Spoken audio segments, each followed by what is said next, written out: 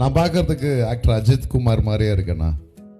உங்களுக்கு நான் இப்போ சொன்னேன், நான் அஜித் குமார் மாதிரி இருக்கிறேன்னு கேட்டவுடனே உங்கள் அத்தனை பேரோட முகத்துலேயே ஒரு ஸ்மைல் இருக்குது, ஒரு நக்கலான ஒரு நீ வந்து அஜித்தாரா, because you have seen how Ajith Kumar is.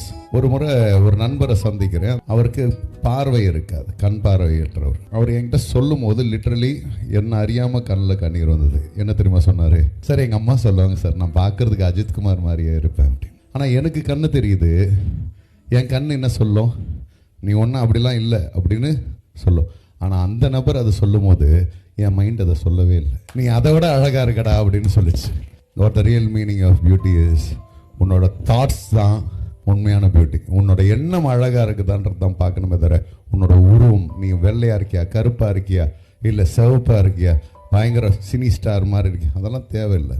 அதே பார்வை இல்லாதவங்கிட்ட ஆல்ஃப்ரெட்னா யார் தெரியுமா? அமிதாப் பச்சன் மாதிரி ஹைட்டாக இருப்பார் அவரா அப்படின்னா தெரியாது. அவங்களுக்கு கேட்கறது எல்லாமே இந்த குரல் மட்டும்தான்.